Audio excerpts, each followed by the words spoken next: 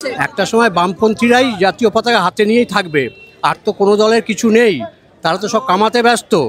সমস্ত মানে বামপন্থী রাজনৈতিক পার্টিগুলো ছাড়া সমস্ত দলগুলো, সমস্ত ইউনিটগুলো একদম বিক্রি হয়ে গেছে। চুরি, ছ্যাঁচড়ামি, রাহাজানি, রেপ থেকে শুরু করে তারা এই কাজেই লিপ্ত আছে। সেই জন্যই বামপন্থীদেরই শেষ মুহূর্তে এই জাতীয় পতাকা হাতে নিয়ে এবং তাদের বামপন্থীয়ানার সমস্ত মুন্সিয়ানা দেখিয়ে দেশটাকে বাঁচানোর দায়িত্ব তারাই ঘাড়ে নিয়েছে এবং নেবে। ভবিষ্যতে যতদিন এই রকম রাজনৈতিক পরিস্থিতি থাকবে, বামপন্থীরাই দেশটাকে বাঁচাবে। ৩৪ বছর নাকি অনেক ক্ষতি করেছে এই সরকার, মুখ্যমন্ত্রী বারংবার অভিযোগ করেন। আজকে এই ১৫ বছরের সরকারে আপনি কি দেখলেন? মুখ্যমন্ত্রী যে অভিযোগগুলো করেছে তার ফাইলগুলো সমস্ত খুলেছিল, খুলে দেখলো সমস্ত তৃণমূল কংগ্রেসের তার দলে যারা মন্ত্রী, যারা কর্মী, যারা নেতা, তারাই এখন ওই ক্রাইমগুলো করে এখন এই দলে এসে ভিড়েছে, টিএমসিতে ভিড়েছে, যার জন্য সব ফাইল বন্ধ করেছে। সে সাইবারি থেকে শুরু করে সমস্ত ক্রাইমগুলো যা ওরা আখ্যা দেয় তাদের লোকরাই লিপ্ত ছিল। সেই মনীশ গুপ্ত থেকে শুরু করে প্রত্যেকেই তার দলের মন্ত্রী এবং নেতাকর্মী।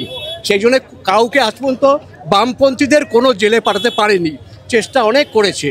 পুলিশ রিপোর্ট হচ্ছে যে ম্যাডাম, পুলিশ রিপোর্ট বলেছে মুখ্যমন্ত্রী, ম্যাডাম এই সমস্ত কর্মীরাই আপনার দলে এখন রয়েছে, যাদের নামে আপনি ফাইল খুলতে গেছিলেন যে তারা সেই সময় ৩৪ বছরে ক্রাইম করেছে, বলে বন্ধ করে দাও ফাইল, এখন চুপচাপ থাকো। একজনকেও জেলে পাঠাতে পারিনি। সেই জন্যেই আজ বামপন্থীরা পথে, এবং উনি একই নাটক করে যাচ্ছেন। এখন এসআইআর নিয়ে পড়েছেন। হ্যাঁ, এসআইআরে আজকে ওনার পার্লামেন্টে থাকার কথা ইন্ডিয়া জোটের সঙ্গে, তিনি পালিয়ে পালিয়ে বেড়াচ্ছেন। অন্য ইস্যুতে এনে বোলপুরে গিয়ে রাজনৈতিকভাবে 1 ঘন্টা হাঁটবেন, কিন্তু কথা হচ্ছে ওনার আজকে ইন্ডিয়া জোটে থাকার কথা ছিল। ওখানে পার্লামেন্টে আন্দোলন না করে উনি রাস্তায় হ্যাপাসেটলি এটা ঘুরে ঘুরে আন্দোলন করছেন। লোক দেখানোর নাটক, এইগুলো চলবে না, বেশি দিন আর জনগণ খাবে না। 11 সালের পর থেকে যে শুরু হয়েছে চুরি, এই চুরিরও একটা শেষ আছে এবং এইটা খুব শীঘ্রই এর একটা পরিবর্তন আসবে। জনগণ কি ভাতাতে ভুলে যাচ্ছে? চাকরি ভাতাতে ভুলবে? দেখুন, এই রকম অর্থনৈতিক অবস্থা ভারতবর্ষের খুব দুরবস্থা, চাকরি নেই, বেকারত্বের জ্বালায় ভুগছে সবাই। এইখানে দুটো অন্যের জন্যে দুটো ভাতা পেলে একটু তো, আমরা তো সবাই আর Shakespeare, Dante, Homer, Keats Shelley নয়, আমরা হচ্ছি তৃতীয় শ্রেণীর নাগরিকের মতো। কাজে আমাদের কাছে দুটো পয়সা আসলে আমরা অনেক কিছুই ভুলতে পারি, কিন্তু সচেতন বামপন্থী নাগরিকরা হয়তো এই পথে হাঁটবে না। বাদবাকি মানুষের তো দুরবস্থা আছেই, সেই জন্য দুটো ভাতা পেলে তারা এইটাকেই কল্পতরুর মতো আঁকড়ে ধরেছে। সেই জন্যেই আজকের এই অবস্থা। ভাতাতে কিছু মানুষ ভুলছে, কিন্তু সব মানুষকে ওইভাবে ভুলিয়ে রাখা যাবে না। সচেতন অবশ্যই, যা কিছু করেছে তো বামপন্থীরাই। ভারত স্বাধীন হওয়ার পর থেকে তো বামপন্থীরাই সমস্ত আলোর পথ দেখিয়েছে। সেই সেলুলার জেল থেকে সমস্ত আজ পর্যন্ত সব কিছুই তো বামপন্থীরাই এগিয়ে এনেছে। আর সমস্ত রিয়াকশনারি দলগুলো, তাদের ভূমিকা কী ছিল? তারা সব ডিস্ট্রাকটিভ কাজগুলো করে গেছে সমস্ত। আজকে দেখুন না, দ্রব্যমূল্য বৃদ্ধি কারা ঘটায়, কারা সেন্ট্রালে আছে, কারা স্টেটে এখন রয়েছে, তারা এইগুলো করে যাচ্ছে, কিছু করেনি। পরিকল্পনা নেই সরকারগুলোর, কোনো রকম দিগদর্শন, সমস্ত কিছু ভুলে গিয়ে তারা নিজেরা কামাতে ব্যস্ত। আজকে সেই অভয়ার অবস্থায় দেখুন, ডাক্তারদের রেপ খুন হতে হচ্ছে, তার বিচার হলো না। কারণ দিল্লি, কলকাতা বা ওয়েস্ট বেঙ্গল সব সেটিং হয়ে বসে আছে সরকারে। কোনো ক্রিমিনালরা কেউ জেলে যাচ্ছে না এখন এই মুহূর্তে। 11 সালের পর থেকে তারা সবাই আন্ডারস্ট্যান্ডিং করে নিচ্ছে সেন্ট্রালের সঙ্গে স্টেটের।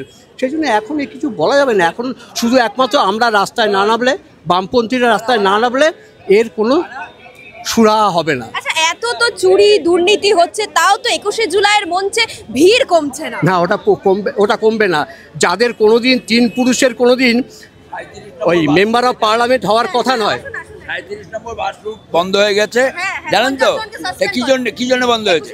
কিসের জন্য বন্ধ হয়েছে? 21 জুলাই যায়নি বলে, তাহলে স্বেচ্ছায় গেছে? ওই লক্ষ লক্ষ হাজার স্বেচ্ছায় গেছে।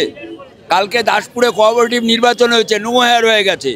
তাহলে তাহলে পরিষ্কার পরিচ্ছন্ন ভোট হলে ওই 11-র পরেই হয়ে যেত। 11-এ পরিচ্ছন্ন ভোট হয়েছে, বামপন্থীরা পরাজিত হয়েছে। বামপন্থীদের কোনো নেতা মন্ত্রী বলেছে যে রিগিং করে জিতেছে? ওই 11-র মতো নির্বাচন হলে ওরা 15-16তেই শেষ হয়ে যেত। 11 সালে যে ইস্যুকে সামনে রেখে ভোট হয়েছিল, কলকারখানা শিল্প কিছু তো এলো না পশ্চিমবঙ্গে। হ্যাঁ, ও তো কলকারখানার জন্য নয়, ওর পরিবারের কারখানা তৈরি করার জন্য ওখানে গেছে মুখ্যমন্ত্রী। সে আপনি বুঝে নিন, আপনি বোঝেন না, আপনি না বুঝে এই মাইক্রোফোন ধরেছেন। শুধু কি মুখ্যমন্ত্রী নিজের পরিবারের জন্য, নাকি মুখ্যমন্ত্রীর সাথে যারা ছিল সবাই? 37টা প্লটের মালিক কে হয়েছে? একটা ব্যক্তি তো হয়েছে, অতগুলি প্লটের মালিক, তাহলে কার পরিবারের জন্য হয়েছে? বলছি রাজ্যের জনগণ সব জেনে তাও কেন ভোট? রাজ্যের জনগণ ভোট দিচ্ছে না তো, এই যে বললাম পরিষ্কার ভোট। হ্যাঁ, যেমন জমায়েত হচ্ছে জোর করে পিঠে পুলি দিয়ে মদ মাংস দিয়ে, তেমনি ওই জমায়েত হচ্ছে, ওই ভোটও ওরকম হচ্ছে, ভোট ছাপ্পা মেরে দিচ্ছে।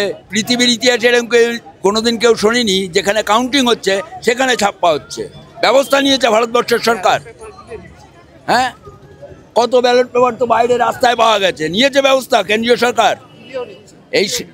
এই সেটিংটা বোঝার জন্যে আমার থেকে আপনি যথেষ্ট, সাক্ষাৎকার না নিলেও চলবে। 2011-এ বদল হয়েছিল, আদৌ কি পশ্চিমবঙ্গে বদল হলো 2025-এ দাঁড়িয়ে? কি মনে হয়? জনগণ যে উদ্দেশ্য নিয়ে বদল করেছিল সে বদল মানুষ পেল না। যে আশা নিয়ে বদলটা করেছিল সে আশা মানুষের পূরণ হয়নি। যা পরিস্থিতি ছিল তার থেকে আরও খারাপ পরিস্থিতি তৈরি হয়ে গেছে। বাংলা ভারতকে পথ দেখাতো, কিন্তু বাংলার এখন ভারতবর্ষের দুর্নাম ছড়িয়ে গিয়েছে। বাংলা সব কিছু আন্দোলনে সব কিছু ব্যাপারে এগিয়েছিল, সেই বাংলাকে নিয়ে এখন ব্যঙ্গ বিদ্রুপ করছে। এই হচ্ছে বাংলার পরিস্থিতি। আর মেধা যদি এখানে নষ্ট হয়ে যায়, মেধা যদি প্রাধান্য না পায়, তাহলে দুর্নীতিগ্রস্ত সরকার, দুর্নীতিতে মানে ভুয়ো শিক্ষক ভরে যদি সমাজটাকে নষ্ট হয়, সমাজ তাহলে রসাতলে চলে যাবে। আজ নারীদের কোনো সম্মান নেই। আজ শিক্ষিত সমাজ, যুব সম্প্রদায়ের যে ব্যথা বেদনা, সেই বেদনা লাঘব করার জন্য আজ আমরা এখানে সমবেত হয়েছি। আমাদের এই সরকার আমাদের বেকার ভাই বোনদেরকে রাস্তায় বসিয়ে দিয়েছে। আপনি যেটা বললেন যে 11 সালে বদল হয়েছিল, এই বদলটা ছিল দিশাহীন বদল। আবার নতুন করে যে বদল, সেটাও দিশাহীন বদল হতে যাচ্ছে যদি বিজেপি আসে। হ্যাঁ, 11 সালের আগে আদর্শ অবস্থা ছিল না, এটা কোনো সন্দেহ নেই। কিন্তু 11 সালের পর যা হয়েছে, এবং 26 সালে যদি বিজেপি আসে তাহলে কী হবে সেটা আমরা জানি। আর উত্তরপ্রদেশ দেখছি, আমরা গুজরাট দেখছি, হ্যাঁ বিহারও দেখছি। হ্যাঁ, বিহারে তো ভোটার 60 লক্ষ ভোটার বাদ গেছে। কী হতে পারে এটা আমার ধারণা আছে। হ্যাঁ, দিশাহীন বদল আমরা চাই না। হ্যাঁ, বদল চাই, বিপ্লবী বদল। মুখ্যমন্ত্রী বাংলায় যে এখন আন্দোলন করছে বাংলা ভাষা নিয়ে, তা কতটা গুরুত্বপূর্ণ যেখানে এই রাজ্যে হাজার হাজার মানুষের চাকরি নেই? মুখ্যমন্ত্রী যদি এতই বাংলা প্রীতি থাকতো তাহলে বাংলায় এত দুর্নীতি হতো না তো। এটা 1 নম্বর। দ্বিতীয় নম্বর হচ্ছে যে বিএলও ডিউটি হচ্ছে, তো এটা এসআইআরের মধ্যে পড়ছে। প্রচুর বাঙালি লোক বেনাগরিক হবে। হ্যাঁ, উনি আকাশ পাড়াচ্ছেন, নাকামো করছেন, নাটক করছেন। হ্যাঁ, কিন্তু কেন উনি ডিএম বা এসডিও এদেরকে বলছেন না কেন বিএলও বন্ধ হোক? তামিলনাড়ুর মুখ্যমন্ত্রী স্ট্যালিন তো বলে দিয়েছে আমি এখানে বিএলও করতে দেবো না। ওনার যদি এতই বাংলা প্রেম, তাহলে বিএলওটা বন্ধ করুন না। বিএলওর মধ্যে এসআইআর পড়ছে, প্রচুর লোক বেনাগরিক হবে, এটাই বলার। মুখ্যমন্ত্রী কি মানে এই আন্দোলন করে কোথাও গিয়ে যে আন্দোলনের মূল ইস্যু, মানে এই যে মৌলিক অধিকার আমাদের নাগরিকদের, শিক্ষা, চাকরি, এগুলোকে এড়িয়ে যেতে চাইছে? একদম, মানে যেটা পশ্চিমবঙ্গ এবং সারা ভারতবর্ষে আর কি, যদি প্রেস ফ্রিডম ইন্ডেক্স বলুন বা গণতান্ত্রিক অধিকারের এটা বলুন, ভারতবর্ষ ক্রমশ পিছনে যাচ্ছে এবং পশ্চিমবঙ্গ তার থেকে ব্যতিক্রম কিছু না। তো এইটা নতুন করে জনগণকে ভাবতে হবে যে কোনো সরকারই কি আদৌ জনগণের সরকার? আমরা ভোট দিই বটে, ভোট পেয়ে তো এখন তো বলছে আমরাই নাকি বেনাগরিক।